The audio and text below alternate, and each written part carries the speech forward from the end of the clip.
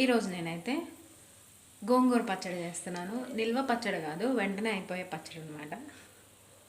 So ఇక late లేకుండా ప్రాసెస్లోకి వెళ్దాం. ఇక్కడైతే నేను 1 టేబుల్ స్పూన్ ఆయిల్ తీసుకున్నాను. దాంట్లో కొంచెం జీరా అండ్ అలాగే 10-12 మన స్పైస్కి తగ్గట్టు కొంచెం ఎక్కువ తినే వాళ్ళైతే ఓకే. ఎందుకంటే గోంగూర పుల్లగా ఉంటుంది కాబట్టి పచ్చిమిర్చి ఎక్కువ ఉంటే బాగుంటుంది.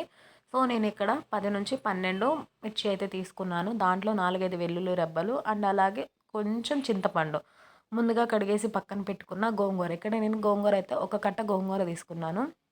గోంగూర వేసేసి మూత పెట్టేస్తే మనకి 2-3 మినిట్స్లో మనకి మగ్గిపోయి ఇలా అవుతుంది. సో స్టవ్ ఆఫ్ చేసుకోవాలి. కొంచెం వేడి చల్లారిన తర్వాత మిక్సీ పట్టుకోవాలి. దీంట్లోకి పోపు వేసుకుంటే టేస్ట్ ఇంకా బాగుంటుంది.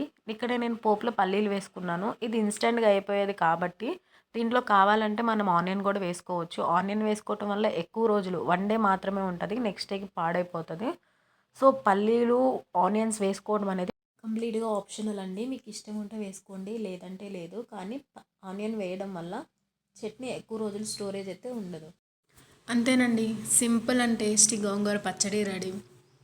ఈ పచ్చడిని వేడి వేడి అన్నంలో వేసుకొని తింటుంటే నోరేమన్నా మంచిగా లేనప్పుడు కూడా ఇది పుల్ల పుల్లగా టేస్ట్ నిజంగా చాలా బాగుంది. తప్పకుండా ట్రై చేయండి.